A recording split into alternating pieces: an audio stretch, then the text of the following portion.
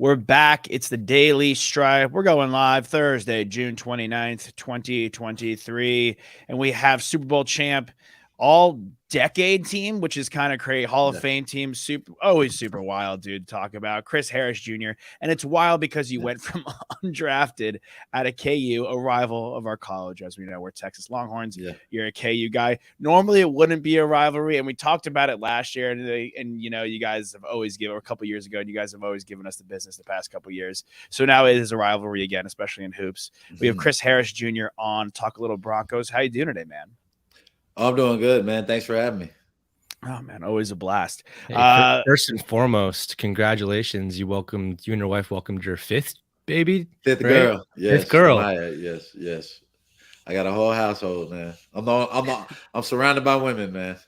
This is the only time I get to hang out with the fellas, man. So you got giving me time to hang out with the boys. You got any dogs or cats in the house at all? Oh, yeah, I got some dogs. Oh, yeah. Okay. Belgian Malinois. Have you ever heard of those? Those are like the canine dogs. Oh, nice. Nice. Girl dogs or guy dogs? Oh, boys. Okay. Yeah. All right. Dogs. Yeah. All right, good. So I gotta have some type of alpha. You do have some dog type too. Testosterone going on. Yeah, I can't. Otherwise, it's all Vanderpump and Kardashians around the house. Crazy year for the Broncos. Expectations were so high last year, and you've been a part of teams where expectations were super high.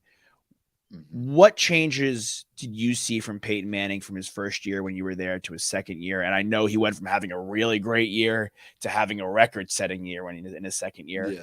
But what would you say to Russ, and what would you want to see from Russ based on some of those changes you saw from Peyton from year one to year two? When Peyton, it was kind of different because he had missed a full year. And, you know, he was just getting back in the flow of things. You know, when you miss a whole year and you're Peyton Manning, that's hard to do because he's a perfectionist. This is the guy you see prepare for any type of situation that you could possibly go through in practice, you know, putting his hand in cold ice, bucket of ice, and then going out there, you know, practicing in that. You know, Peyton did all types of things to get ready. And he was just slowly getting his neck, getting his arm, everything back in the flow. Because I think our record was trash the first 5 games. I think we had a terrible record when Peyton first got here. So, you know, it took us time to get hot. And once we got that confidence, Peyton got back and felt like he's back himself. We started rolling. And that's what needs to happen with Russell. He has to get that confidence back. Get that swagger back that he plays with on the field. And then from there, you know, the team just kind of joins in with that. You know, they feel that momentum. They feel that they got a guy that they can win any game. And then suddenly you start winning games. Yeah, absolutely. I mean, and it's do you find it a little ironic and that it's Russell Wilson that's now quarterbacking the Broncos, a guy you faced in the Super Bowl? I'm sure have had some animosity. I know you got your ring, but in a crazy Super Bowl, do you find it a little strange that he's now the quarterback for the Broncos? Oh, man, what's crazy is what people don't know is we had like 10 defensive starters out in that Super Bowl. Me and Von didn't play in those games. Yeah, we had a lot of starters that didn't play in that game. Wolf didn't play. So it was we had pretty much the defense was out, you know. So I would never say that was a fair Super Bowl to me, you know, just because we didn't play. But just him coming here definitely is surprising. You know, I always thought he'd be a guy that would finish his career out in Seattle. You know, he'd be there his whole career, and it just didn't work out that way for him. We've been searching for a quarterback since Peyton. You know, we haven't made the playoffs since Peyton, since 2015, since we won the Super Bowl. So we're on a drought. So we've had tons of different quarterbacks come through. So we're at Denver. We're just kind of like starving for a quarterback and banking on it. Russell being able to be a guy that's been proven in this league to be able to come over here and just do the same thing. Unfortunately, last year we didn't get those results, but hopefully this year. Do you think there's like a certain pressure that kind of was put on him last season, you know, being, you know, Danger Russ that everyone knows he is, and winning that Super Bowl and being Mr. Clutch and kind of coming to a new team and having to, you know, just prove that again? Yeah, definitely. I think he put a lot of pressure on himself. I mean, you know, with the Let's Ride thing that he had, he had that. He was saying that every week. Just the way he was hyping. He hyped the season up. He hyped every it up week. even I feel like more. It was every you know second, what I mean? Man. Yeah, it was like every so, second with that guy. Yeah, he's hyping it up. So if you want to do that and you're bringing more pressure on yourself, that's what happens when you don't produce, right? Be like Peyton, be like Brady. They might do a pop in and do a commercial every once in a while. Do something funny, but other than that, those guys are handling straight business. I'm not saying Russell doesn't do that, but that's just like a motto that I would do. Especially going into this year, a little less, hype from social media and all that stuff, and just really just dive into what the team is doing, and whatever interviews that you do within the team, that should be enough, right? Because he's Russell Wilson, he's going to be interviewed every week, so they're going to see his face. Yeah, it's so. Sorry, Alex. No, I was just gonna say. I think I saw something that Russ only drinks one time a year, and it's on his birthday. He works out every single day of the year in some capacity, right? Whether it's weight training, whether it's muscle relaxation, yoga, whatever, like throwing, of course. But the fact that I know that, and I knew that like 4 years ago, is kind of the exact example of what you're talking about. I didn't know Peyton Manning's process, right? Yeah. Like as a fan, as a media member, I wasn't in on that, but Russ showed that off, right? I think he had a podcast for a while, like 3 or 4 years ago, that he tried. I know he's doing a lot of the right things, but there's also a lot of other stuff that he's entertaining. And some of that is just, he's married to Sierra. Like they've got the limelight on them a lot of the time. But big time. I think sometimes it's just about like, I can imagine, and Chris, you could talk better to this, just stepping away from all of that, focusing on football, focusing on your family, and like kind of just grounding yourself again and focusing on like what you really love about the sport, because he clearly loves playing. And when he's out there and he's cooking, when Russ is cooking, which we haven't seen in a while, it's awesome. It's incredible. And I think he can get back there. Like, do you believe that with all the injuries aside, like he can get back to that same form that he was at in Seattle? I think the biggest thing is the head coach, having a guy that is well known for being an offensive genius. Right. So, and being able to put, hopefully, adding Tim Patrick, that's a key receiver, for Denver, him coming back, adding in the rookie Mims. Hopefully he can bring some speed, be a guy that can take the top off, kind of like Lockett, hopefully they can use him in that way. But I think just having a better O-line, I think they had great pickups this free agency with the O-line, getting a tackle from, I think it was the 49ers. They grabbed him, then they grabbed a guard from the Ravens. So these are two veteran O-linemen that you can add to the offense. So I definitely suspect the offense to be way better, and to Russell to have a way better year. Yeah, I mean, the McGlinchey pickup, like you're talking about, is a great pickup. You have Judy, a guy that we all saw. Look, when you have a guy like Judy, you see at Alabama week in and week out. We know what he can do. We know what he's capable of. Cortland Sutton kind of coming back from injury last year. Right. Second year back. Guy always looks better the second year back from injury too. Yeah. So Sutton, I expect, Josh, like you're going to say, he's going to be back to form, I think. Yeah. Mm-hmm. Yeah, and that's just on offense. And like one thing we know about Denver and y'all is you always have a good defense one way or another. Yeah, you always make the right picks on defense. You always find and get the best out of guys. I'm sure you would think so, and I think a lot of people rightfully think so. Probably have the best cornerback in the league. Yeah, if not the second, he's right there in the mix.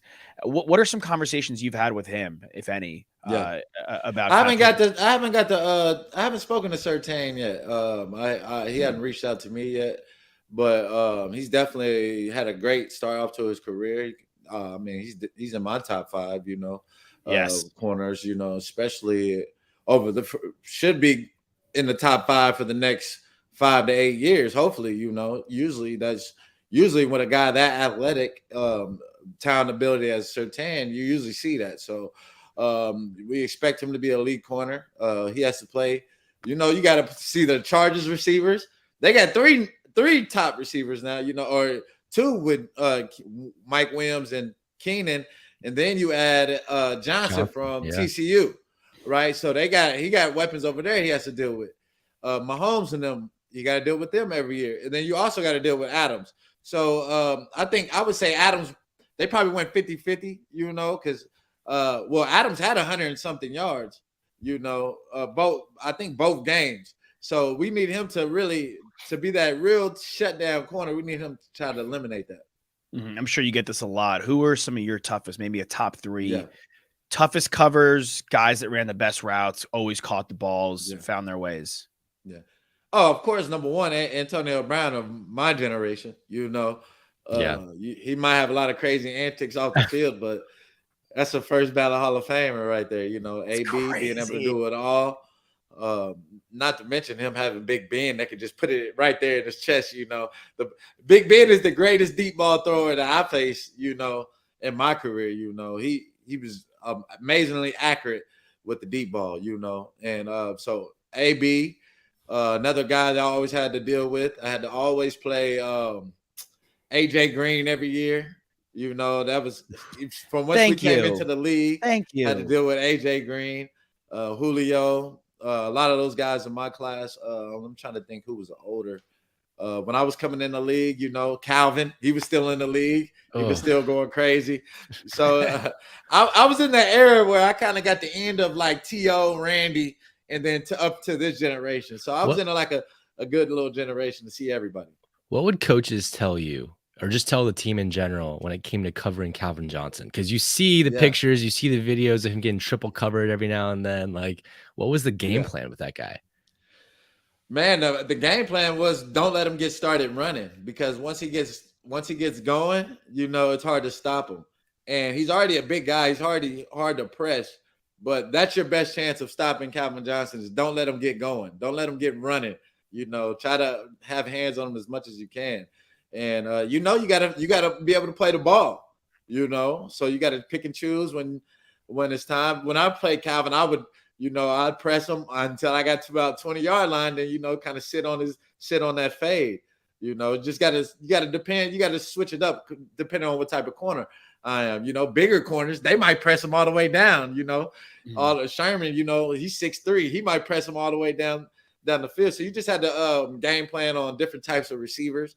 And Calvin was just ridiculous. I think he's already in the Hall of Fame, right? Yeah. Calvin's already in. So he's definitely one of the greatest of that era for sure. Yeah, and such a short career. I mean, he hung it up super early. He could have honestly probably gone down as the greatest if he kept on playing for some of the years that guys like Jerry and Randy did. But you could say this, he's saying the same thing about Antonio Brown. If Antonio Brown didn't have literally the craziest "I quit" moment in the history of sport, hyping up the away fans, like not even his hometown. It's honestly one of my favorite moments of the NFL the past couple of years. But you bring up you had a lot of great receivers in your team. DT, rest in peace, and Emmanuel Sanders. A lot of guys that were there. Can you maybe speak to, and this is something we talked to on our Texas show about, how iron sharpens iron in practice, like going up against those guys in practice. Not to mention Keenan Allen and Mike Will too. Yeah, when you played for the Chargers, how important was that for you, kind of going up against those guys in practice? Yeah. Oh man, it was great. Just being able to go against Emmanuel, you get a smaller, faster receiver, that you might see with a Tyreek Hill, or that I might see with an AB. Somebody similar to his T.Y. Hilton. I get to see guys like him. And then I might have to go. Then it's good practice going against a guy like Demaryius Thomas, who's a big Megatron type receiver, to get me ready for the Calvin Johnsons, to get me physically ready to face Anquan Bolden or Larry Fitzgerald. So those guys, it was great practice being able to go against a great mixture of those receivers. The same thing with Keenan and Mike. So when I got to the game, I've already faced this type of receiver all week. So I'm prepared and ready and know the game plan and what I need to do to have a great game. Mm-hmm. Yeah. And then we talk about Surtain being the number one guy, but many people have Sauce Gardner, another great young corner. And I think those two will kind of, hopefully, maybe not to the, because they're quarterbacks, Mahomes and Burrow. We talked about them yesterday on our show, but maybe they'll have like the cornerback rivalry for the future of Surtain and the Broncos and Sauce. Sauce, though, had DJ Reed last year, and DJ Reed is a huge unsung hero in the NFL. And in your career, you had DRC, Dominic Rodgers-Cromartie, and you had Aqib Talib doing a little Jayhawk defensive backfield over there. How important is it to have a running mate back there with you? Yeah. It's huge. I think that's my biggest question mark. I think in the secondary is who's gonna hold it down opposite Surtain for 17 weeks. That's my biggest question mark right there. Mathis, he played solid last year, and we'll see what he can do this year. But you got to have somebody that can hold their own opposite of all pro. That's just how it goes, and that's what makes an elite defense. You got to have a great secondary. You got to have those two guys working hand in hand. Really, three guys, because that slot is working with both corners, right? And I think they have a great slot with Williams. I think he's had a solid career, a smart vet that understands the game. So I don't think they have an issue with the nickel part. I just want to see who's going to be able to shut down opposite of Surtain. And I kind of see Surtain and Gardner, kind of how me and Sherm, Pat P all had a good rivalry, great competition throughout our career. Being able to every year try to be one of the top guys, and that's how that I think that drove us to be where we are now. And so seeing Surtain and they're different corners, right? I would say Sauce Gardner is more similar to a Sherman. That he's in the cover 3 system. He's playing the boundary corner. Mm-hmm. And Sherman really never moved. He just shut down that boundary, right? No, that's no knock to Sherman. That was his role, and he played that role at a Hall of Fame level, right? So and that's what Gardner's doing. I see Surtain he's more flexible. He's going to follow guys more. He can play the slot. He can play the right and the left corner. He can move around all over the field. So I can see Surtain just a little bit different, kind of more similar to how I playing all over the field compared to a Sauce Gardner. But it's gonna be a great rivalry. I think like that's one thing that people miss is the context of, who you're playing in your division and what kind of offenses they run out there. And you look at teams like the Chiefs and the Chargers, and you mentioned Devontae Adams, obviously. On the Raiders, that guy lines up in the slot. He lines up everywhere. Travis Kelce is moving all the time. How much pre-snap motion is there for the Chiefs? Like when you're talking about why Surtain was such a good fit for the Broncos and identifying like how he can help our defense, it's that versatility. When you were in conversations with Pat P and Sherman and those guys, do y'all chirp at each other about like, hey, this guy got 70 yards and a touchdown on you and he only got 20 on me? Like, are those conversations happening? Yeah, man, we never really did it like that, man. We always, I see you making plays this week. I'm gonna try to make more plays than you. Or I'm gonna win a Super Bowl. Sherman won a Super Bowl. Okay, can you win a Super Bowl? Things like that. And I knew that going with Pat P, he went first round, so they were just gonna put Pat P in the Pro Bowl every year. If I had went first round, it would have been the same. Because I came in as an all rookie team, balling straight out the gate too. So and same thing with Sherman. So I don't know how many Pro Bowl Sherman has. He probably has 5 or 4, but he would have had more too. Because he was a late pick. So just seeing how these, in the All Pro. Right, they didn't start putting 3 corners in until like my 6th year in the league. Right, I was the top nickel that at least my first 6 years. Right, so those would have been all pro opportunities. So those things just didn't happen, And but it was always something that we were always battling for. It was a great family rivalry for sure. You can even add Revis on there too, because we were, Revis and Sherman always is going at it. I always say that corner has got to be the toughest position in football. I mean, besides being the quarterback and having to learn every single play and every team's defense, it is so difficult to play corner, and it's hard to stay on top for that long too. I mean, the guys who consistently do it, like Revis and Pat P and yourself. I mean, guys that have long careers, like hats off to that, because there's a lot of guys who only have a couple years of success and then they can't keep up anymore. Yeah, I think that corner is hard. Goalie in hockey looks miserable. That looks terrible. Catcher in baseball looks annoying. Like you're just like in a power squat like for 9 innings. Like I know they spread the game up. But corner again, you know, we know the great corners, but how many like even like the guys we haven't even listed, and you know, like growing up, like Ocho Cinco, T.O., Randy, and then now if you look at like making a top 10 wide receiver list is brutal, and everybody has it's like 7 different kinds of smoke too. You have like a Tyreek Hill who can, you know, blow you out the water. You have a Cooper Kupp whose routes are so specific. You have a Devontae Adams whose routes are amazing, and he's so big bodied. Like the amount of like that's why Surtain, like you bring up a good selling point on him because of his versatility. And obviously Sauce has that too, and other guys have that too. But playing Surtain all across the field, especially like Alex is saying, when you play the Chiefs, like they may not have the guy that you know you have on your like your fantasy team, or the guy that you're like in your top 10 receivers, but they have a Sky Moore who they can run on reverses. They have a MVS who they could shoot out the field. So much versatility. I mean, they've also got a guy. Can't forget Tony. Yeah, Tony. Yeah, like he'll definitely be good there. Like the minute they picked him up, I'm like, oh, he's gonna be great. They also have a guy who has like a video game cheat code where everyone on their team gets 10% better by being on his team, and Patrick Mahomes. Right. Is he the best? Is he the best? Is he the best you've ever seen? Like just like skill wise? Oh yeah. He's the best I played in my career for sure. I mean, I can't say by far because going against Brady definitely sucked. But Brady had weapons, man. well, so did Mahomes. I can't go to the weapons thing because you know Brady had Gronk, Mahomes got Kelsey, right? We could say wash right there, right? We can put that a wash. Brady at some points, you know, he had Randy. Okay, we say Tyreek Hill. So I would say they both had equal weapons, right? But the things that Mahomes can do, man, the running, he'll make you so mad. You'll have the perfect coverage, everybody's shut down, and then he'll squeak out the rush.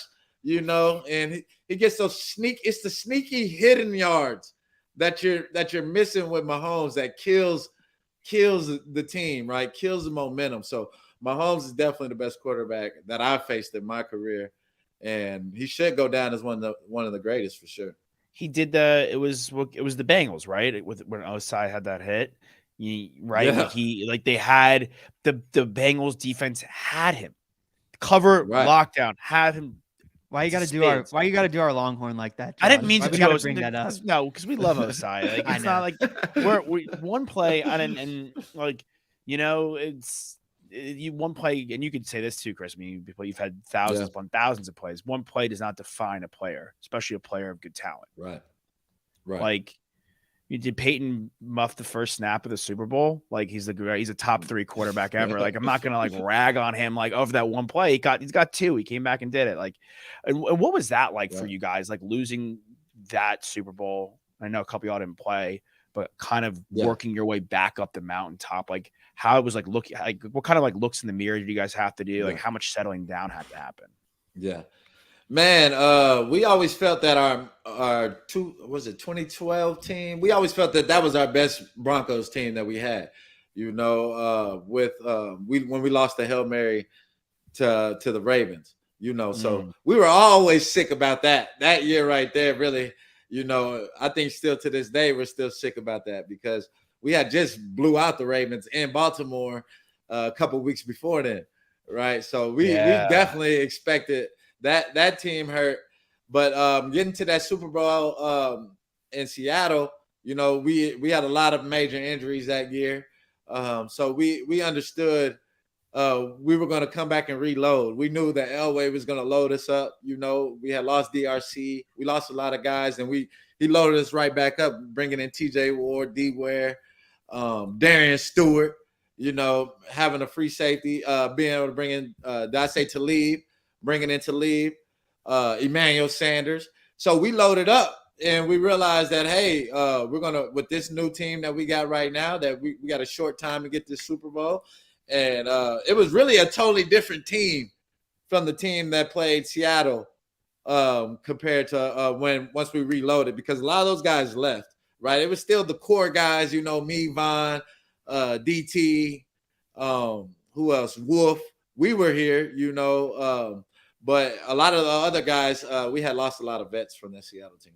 Wolf is all first team scary. Like you watch the TV screen. Is he not? Like you watch the TV screen, you're like, that guy, I would not. I just don't Yeah. want to go against that guy. Like, yeah, not from a skill standpoint, just from like a fear. Yeah, I mean, like y'all had Doomerville in the first go around, right? And then you got DeMarcus. So it's Elway's really good at retooling in most places, I would say. Do you feel like in Denver specifically? I mean, there's a lot of teams across the NFL that kind of have this mentality. Like, I think about like the Ravens and the Steelers, but I feel like Denver's one of these teams that the culture is always built upon the defense. Is that true? Yeah. I would say in different eras, because during Elway's era, Elway is the offense, Yeah. Even sometimes during the Peyton, his first, we didn't really we were good on defense. I think we still ranked in the top 5, a lot of those years with Peyton, but we weren't.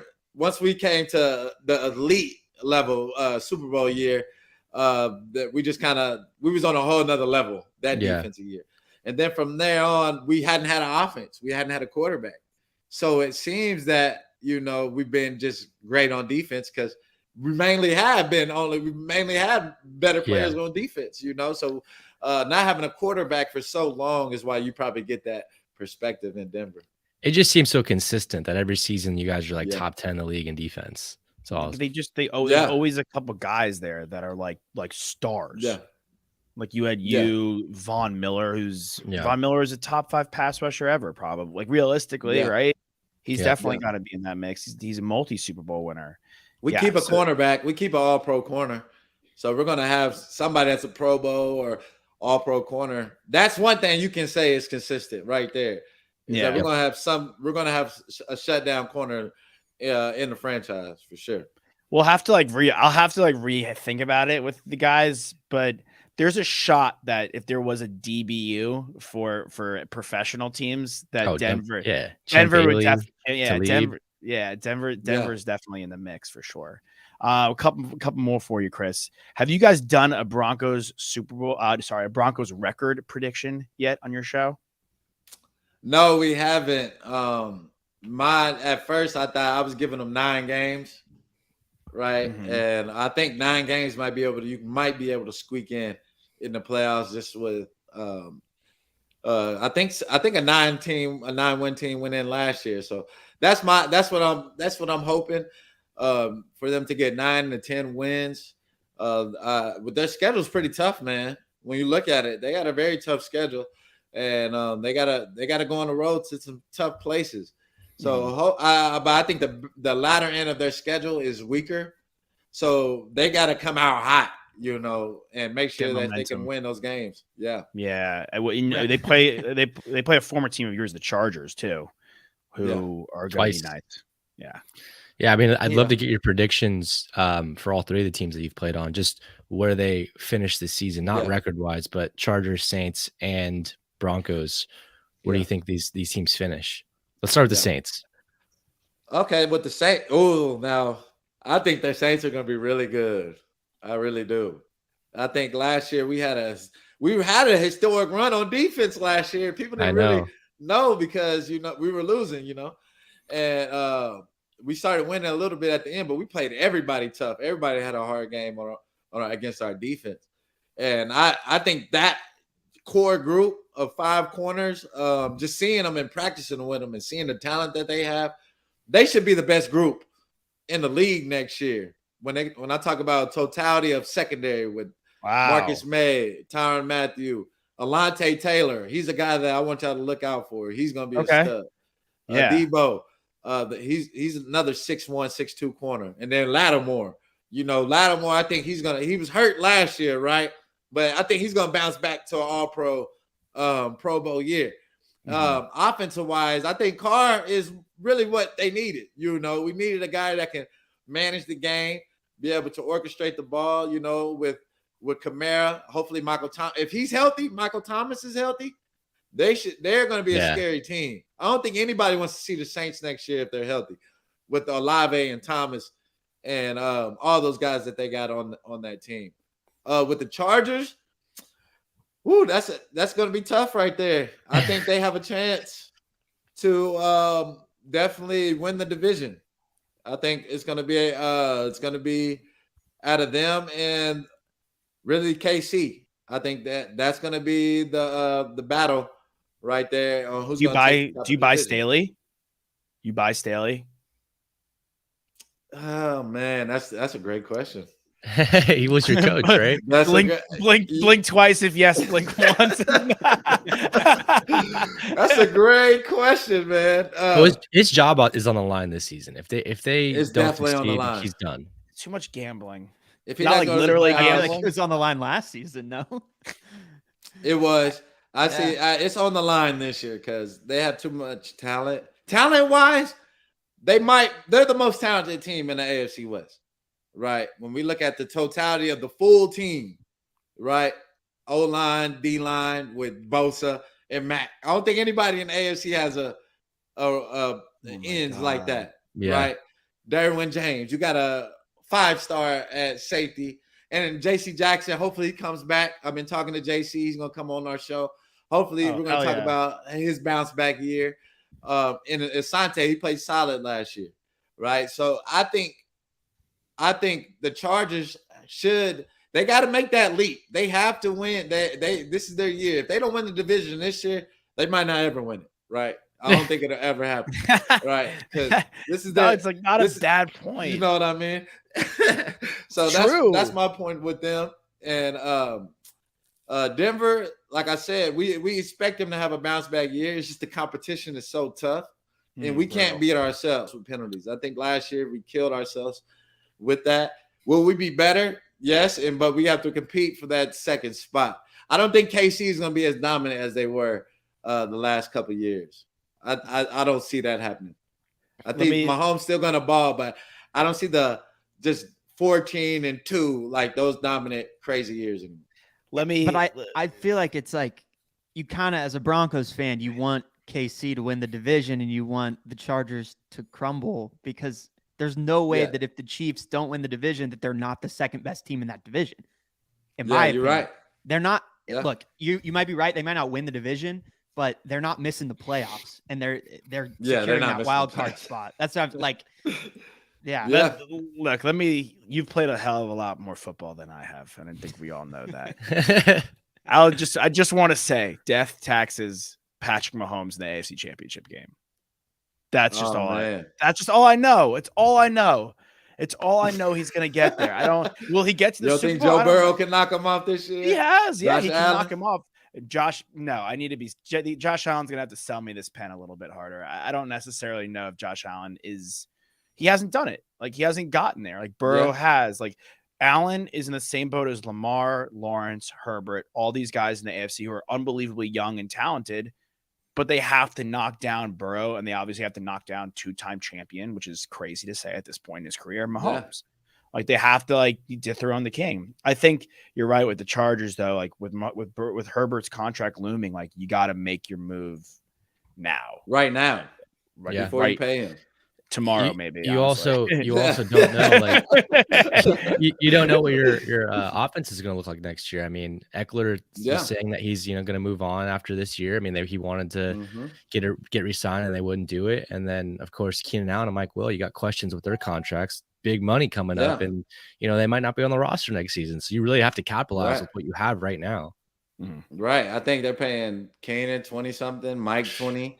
They got a first-round draft pick receiver. That's why they drafted him, because you got to pay Herbert. You can't pay two $20 million receivers. That just doesn't happen in the NFL, right? You might have one, right, $20 million receiver, but not two. So they're gonna have to make a decision after next year, and that's gonna be a tough decision because Mike I think he's a tough receiver. He makes a lot of great plays. Herbert loves Mike. Right. And then you got Keenan. He's very reliable. He works the inside of the field. And that's still a valuable position. So it's going to be interesting to see what player they get rid of, because they are valuable. You do need 3 receivers. You do need them. Yeah. I mean, the interesting thing about QJ, about Quentin Johnston, is that he's kind of between those two guys, right? Yeah. He's not quite as athletic as Mike Williams is. He doesn't quite have the speed and the spectacular catchability.